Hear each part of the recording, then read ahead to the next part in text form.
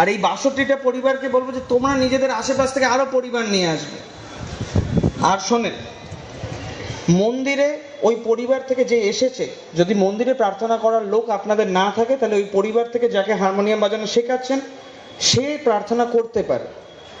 এবার যদি সেটা মেয়ে হয়, তাহলে আগে ছেলেরা যারা আমরা আছি, যদি সেই দিনে উপস্থিতির সময় কোনো ছেলে যদি না থাকে হারমোনিয়াম বাজিয়ে ঠাকুরের কাছে প্রার্থনা করার জন্য, তাহলে মায়েরাও করতে পারেন, কিন্তু হারমোনিয়ামটা দিয়েই করাটা ভালো।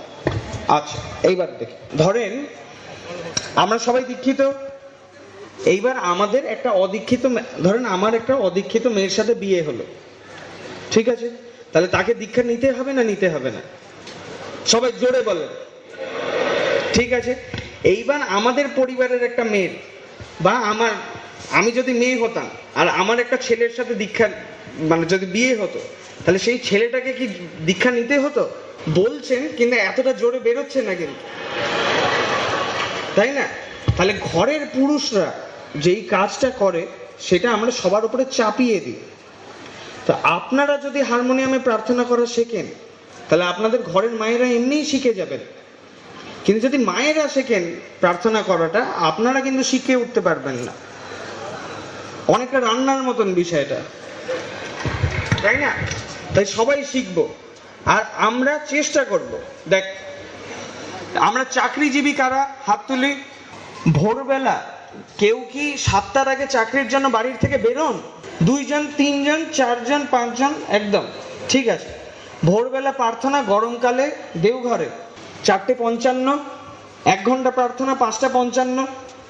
আমি 6টার থেকে 1 ঘন্টা আশ্রমের বাইরে ইষ্ট কাজ করতে পারি। আমার ইষ্ট কাজ করার জন্য তো ভীষণ সময় লাগবে এরকম কোনো বিষয় নেই।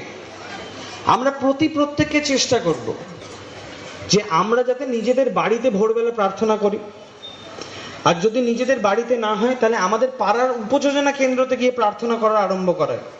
প্রত্যেকটা উপযোজনা কেন্দ্রে যাতে ভোরের প্রার্থনাটা হয়। 31টা পরিবার আমরা উপযোজনা কেন্দ্রের জন্য সংগ্রহ করব, যারা গিয়ে উপযোজনা কেন্দ্রতে প্রার্থনা করবে ভোরবেলা। আপনারা যদি বলেন যে লোক সংগ্রহ হচ্ছে না, কি করে করব, তাহলে সর্বপ্রথমে নিজেকে ঘুম থেকে উঠে যেতে হবে। আমি ভোরবেলা প্রার্থনায় উঠি না, আমি ভীষণ আলসে। আমার বাবা এটা নিয়ে আমাকে কোনোদিন বকা দেন না।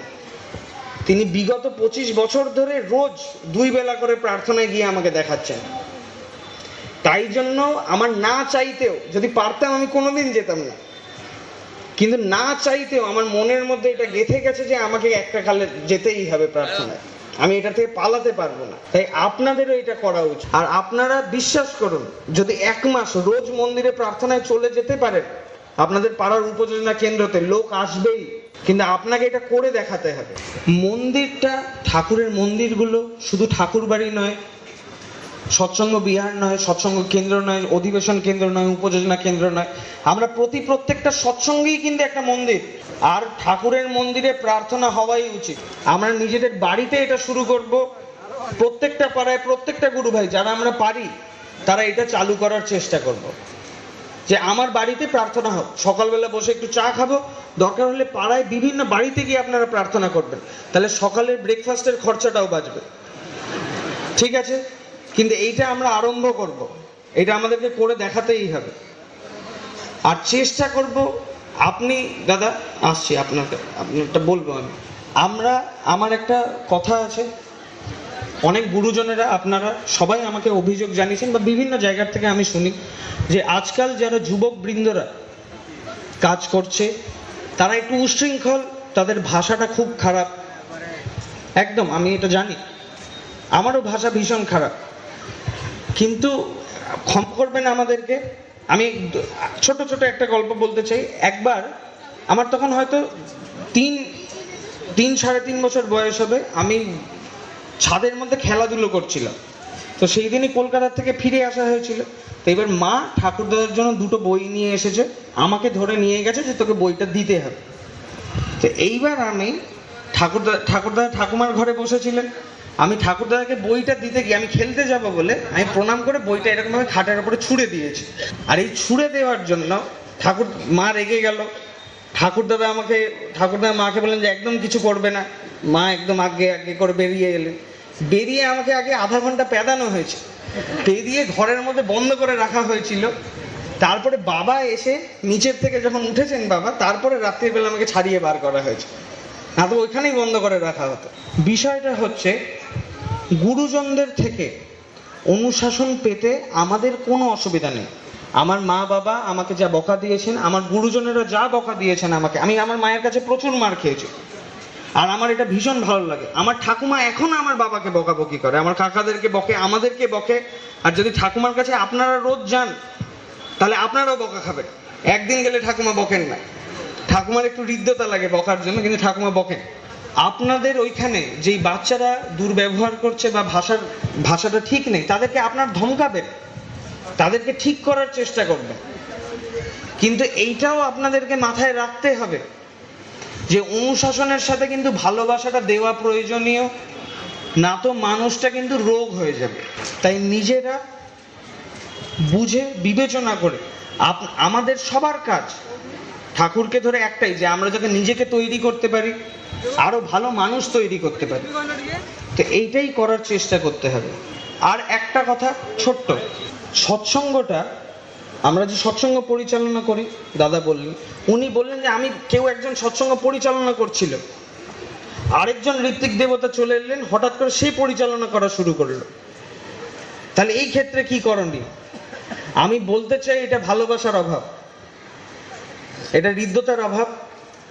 আপনারা সহকর্মী হয়ে যদি একসাথে সহবাস না করতে পারেন তাহলে কি করে হবে?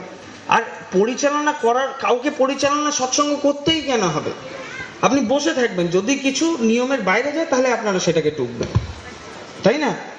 সৎসঙ্গটা 1.5 ঘন্টার মধ্যে শেষ করার চেষ্টা করবেন। যদি সৎসঙ্গ করতে করতে ভীষণ আনন্দ হয় তাহলে এটাকে 2 ঘন্টা অবধি করা যেতে পারে। ঠিক আছে? না না না না দাঁড়ান, আপনাদেরকে বুঝতে হবে যে আপনার চেষ্টা করুন যে 1.5 ঘন্টার মধ্যে শেষ করব। সৎসঙ্গ শেষ করার পরে আপনাদের যদি ইচ্ছা হয় আপনারা সাধারণ সভা করুন, সঙ্গীতাঞ্জলি করুন, সৎসঙ্গ বলেন না। কেন কি, সৎসঙ্গটা প্রার্থনার থেকে শুরু হচ্ছে, ধ্বনিতে গিয়ে শেষ হচ্ছে। আমি যদি প্রার্থনার সময় এসে সৎসঙ্গে বসে পড়ি, আমি তো উঠে বেরোতে পারছি না। আপনারা যে এখন কনফারেন্সে এসে বসেছেন, উপস্থিত হয়েছেন, 2 ঘন্টা হতে চললো, আপনাদেরও বাড়ি যাওয়ার ইচ্ছা করছে, কিন্তু আপনারা উঠতে পারছেন না কিন্তু, তাই না? যে বসে পাছা ব্যথা হয়েছে, কারো ডায়াবেটিস হতে পারে, তার হতেই পারে যে বাথরুমে যেতে হবে, কিন্তু ওকে জোর করে বসে থাকতে হচ্ছে। তাই এটা বুঝতে পারতে হবে আপনাদেরকে যে ওই টাইমটার মধ্যেই শেষ করার চেষ্টা করব। আর যদি সৎসঙ্গ শেষ করার পরে আমরা সাধারণ সভা করি, যত ঋত্বিক দেবতা যাজকরা এসেছেন, যদি কোনো নতুন লোক বক্তৃতা দিতে চায় তারাও দিক, কিন্তু পরবর্তীকালের জন্য আমাকে এটা রেখে দিতে হবে না। বোঝাতে পারছি তো? চেষ্টাটা এটাই। আর যদি খুব সৎসঙ্গ করতে করতে আনন্দ হয় তাহলে 2 ঘন্টা ম্যাক্সিমাম। 1 তারিখে 3 তারিখে সৎসঙ্গ হয় সেপ্টেম্বর মাসে, সব থেকে ভালো সৎসঙ্গ, ওইখানেও কিন্তু আমরা 1.5 ঘন্টার মধ্যে শেষ করে দিই। তো আপনারা এইভাবেই করার চেষ্টা করবেন। দেওঘরে যা হয় সেটাকে অনুসরণ করতে হবে। আচার্যদেব যেইভাবে নিজের জীবনটা পরিচালনা করছেন সেইভাবে আপনাদের প্রত্যেককে আমাদের জীবনটাকে পরিচালনা করতে হবে। খালি দেওঘরে এলে প্রার্থনায় যাব এরকম না, আমি রোজ প্রার্থনায় যাব। হতে পারে আমার শরীর খারাপ, কিন্তু আপনারা চেষ্টা করবেন যে পারতপক্ষে যাতে রোজ যাই। আর 1টা মাস নিজের বাড়ির ওখানে প্রার্থনা করলেই কিন্তু লোকজন হয়ে যাবে। যারা এই জিনিসটা নিজেদের স্থানীয় মন্দিরে আরম্ভ করেছে তাদেরকে জিজ্ঞাসা করে দেখতে পারে। আচ্ছা, আমি এটা বলেই কথাটা শেষ করি, সময় হয়ে এসেছে। জয় গুরু।